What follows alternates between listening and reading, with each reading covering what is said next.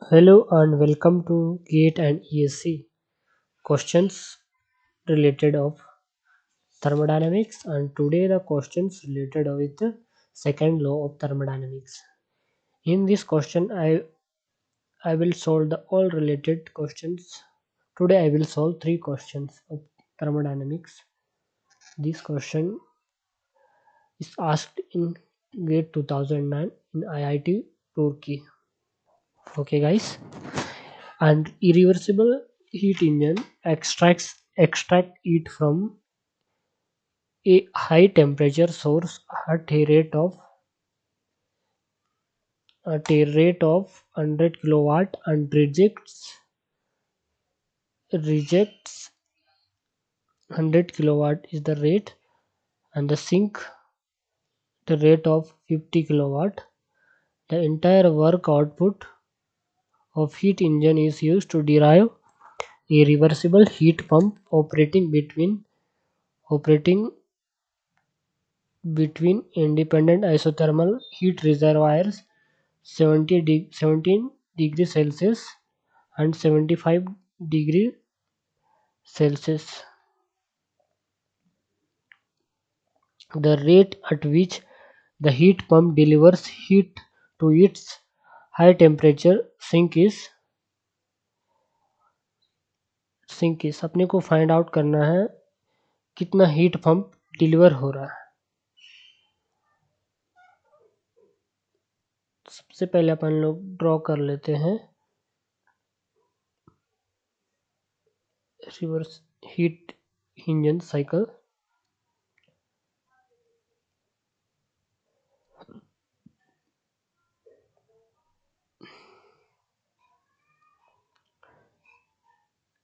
T1 heat engine cycle. Q1 कितना दिया है अपने पास. Q1 is given temperature. Just wait, I will tell you. This one is Q2, this one is T2. Q2 is equal to 50 kilowatt.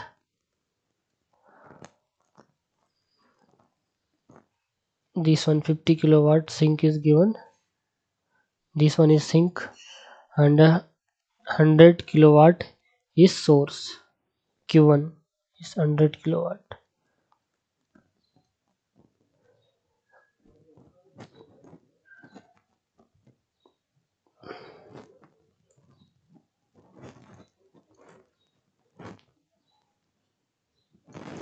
Just wait, today this side I will explain the temperature one cycle.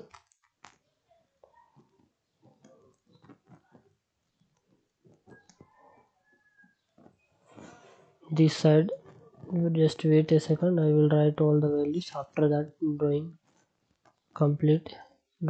completion of the drawing. This one is reversible heat pump.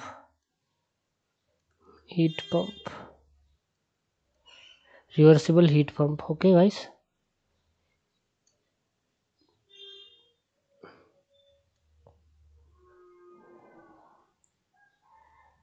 this one is Q1, not Q1, Q2. Q2 we will find out from here. 100 minus we will do afterwards. Just wait, I will tell. Here I will write 75 degree. T1 is 75 degrees Celsius and T2 is minus 17 degrees, I think. No, 17 degrees Celsius. 17 degrees Celsius.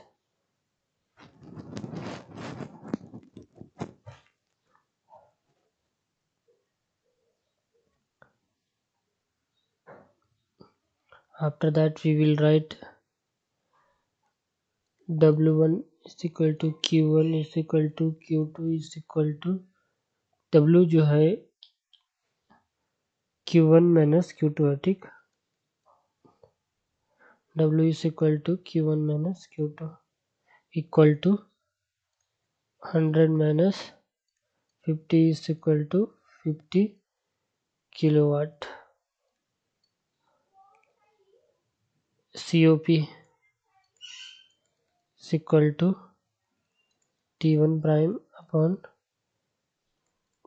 T1 prime minus T2.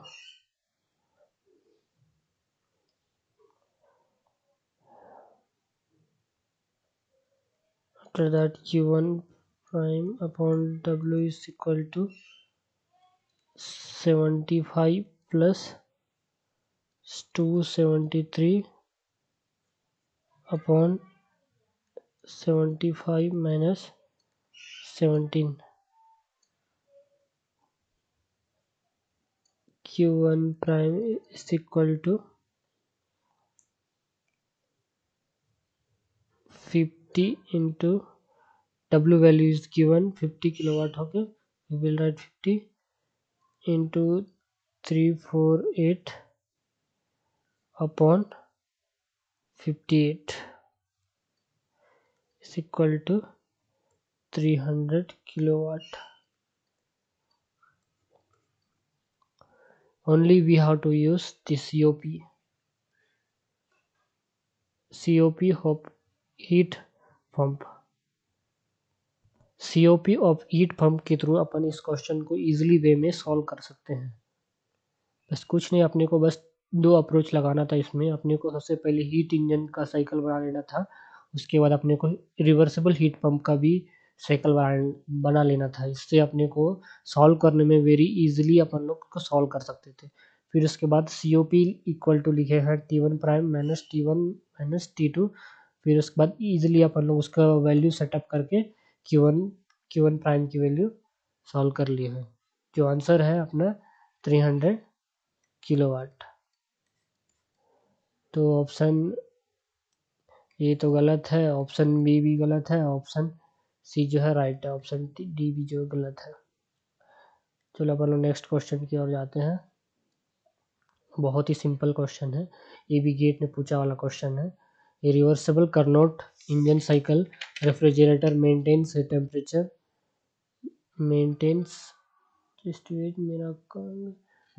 temperature of -5 degrees Celsius. The ambient air temperature is 35 degrees Celsius. 35 degrees Celsius. The heat gained by the refrigerator at continuous rate is 2.5 kilojoule per second. The power in watt required to pump this heat out continuously is fill in the blanks। Question में पूछा था guys, जो है दो number marks में आया था, 2 number marks 2 marks में पूछा था गेट में, 2 मार्क्स में पूछा था गेट में। इसमें भी अपन लोग सेम अपन को रेफ्रिजरेटर का साइकिल जो है ड्रॉ कर लेके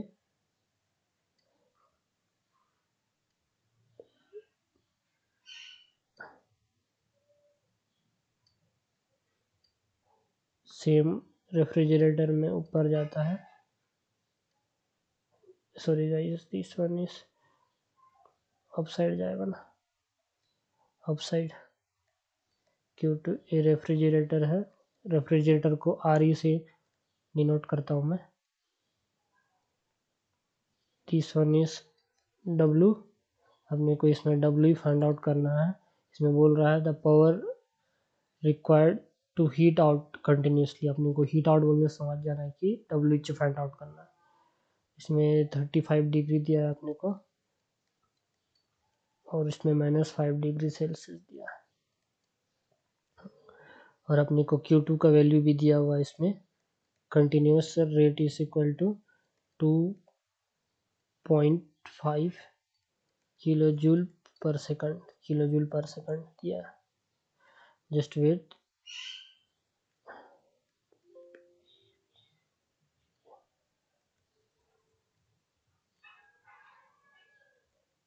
अरे guys wait a second, lagging my phone, lagging my laptop.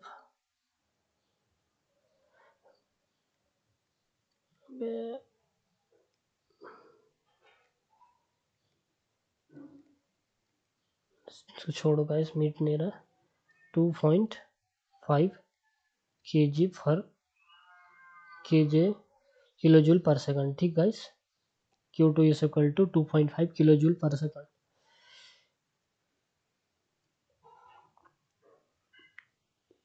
इसको भी अपन लोग सेम COP के थ्रू अपन लोग सॉल्व करेंगे। COP is equal to COP T2 upon T1 minus T2। तो अपन लोग इसका वैल्यू में रखते जाएंगे तो ओबियसली आ जाएगा। उसके बाद अपन लोग पहले Q2 अपॉन W रख लेते हैं, इक्वल टू 268 अपॉन 35 दिया है T1 और T2 दिया है मेरे पास -5 मेरे पास, और W की वैल्यू है, और अपने को नहीं मेरे पास Q2 का वैल्यू है, W मेरे को फाइंड आउट करना है। W is equal to, just wait, I will make it very easily।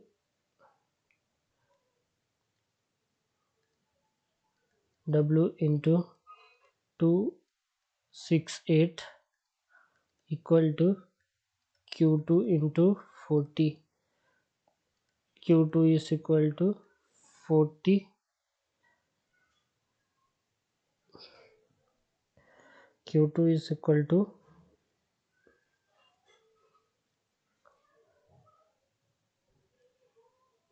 Q2 is equal to, just wait, here I written wrong,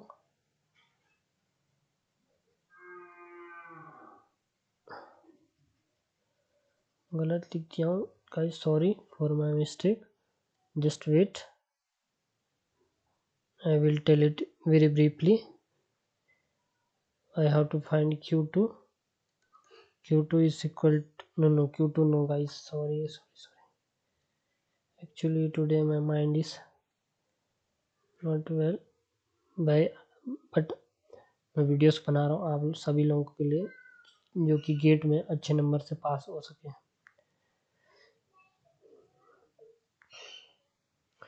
W is equal to 2.5, Q2 की value जो है मेरे पास पहले से दिया है 2.5 इंटू 40, 35 माइनस 5 कितना होगा, 40 होगा, अपॉन में आएगा 268 इक्वल टू करेंगे तो 0.373 किलोवाट में आएगा। ठीक, लेकिन अपने को याद रखना है अपने को यूनिट का। अगर अपन लोग यूनिट में अगर गलती कर दिए तो अपना जो आंसर है चले जाएगा। मेनली अपने को गेट में फोकस रहना है यूनिट के ऊपर। अगर यूनिट में अगर गलती हो गया तो गेट में अपन लोग 2 मार्क्स इसलिए अपने कट हो जाएंगे। तो इसीलिए अपने को यूनिट पे बहुत ज़्यादा ध्यान रखना है, कब क्या यूनिट लगेगा क्या यूनिट नहीं लगेगा, उस सब का अच्छे से ध्यान में रखना है। इधर 1 नहीं लिखा था, 373.1 वाट।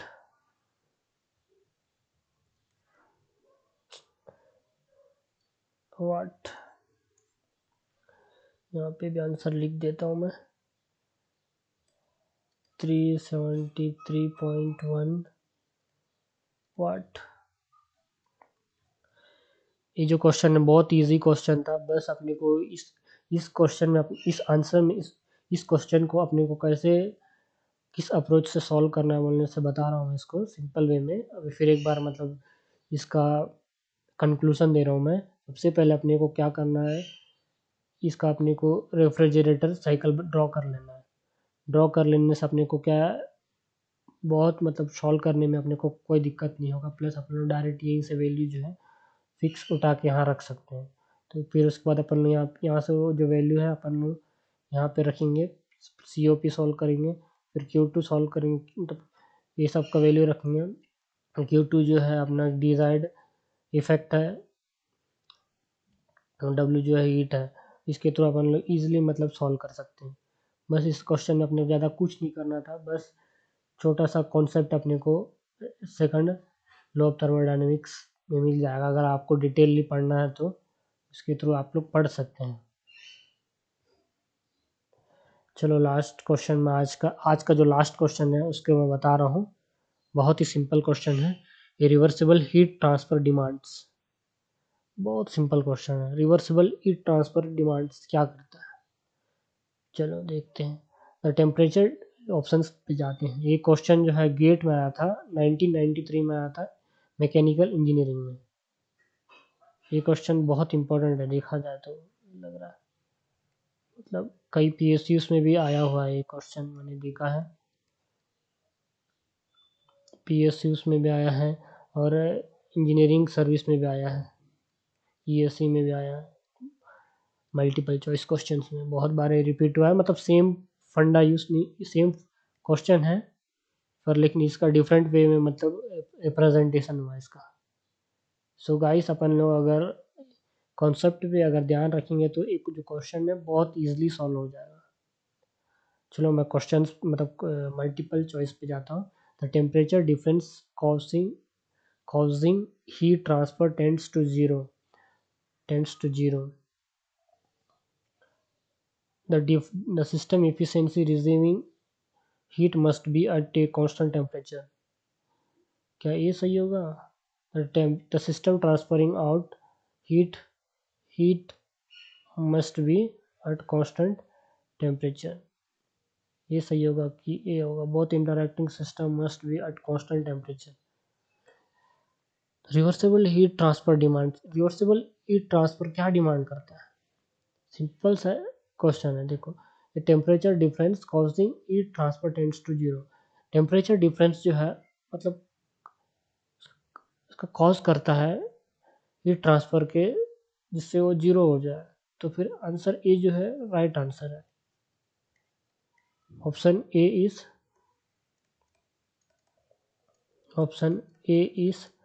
Right answer because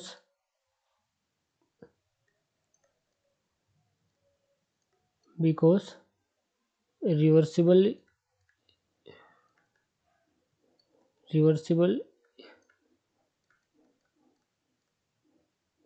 heat transfer जो है डिमांड करता है जीरो के जीरो टेंस पे डिमांड करता है। ठीक गाइस, आज के लिए क्वेश्चन समाप्त करता हूँ and thank you so much guys. If you like my videos and presentation of my जो मैं बताया हूँ आपको, अगर अच्छा लगा होगा तो आप अपने फ्रेंड्स के साथ शेयर कीजिए और अपने दूसरे कॉलेज वाले फ्रेंड्स को भी आप बोल दीजिए सब्सक्राइब करने के लिए। और सब्सक्राइब करना बिल्कुल ना भूलें, जिससे आप मेरे कांटेक्ट में रहेंगे ताकि आपको और बेनिफिट मिल जाए मेरे क्वेश्चंस के थ्रू।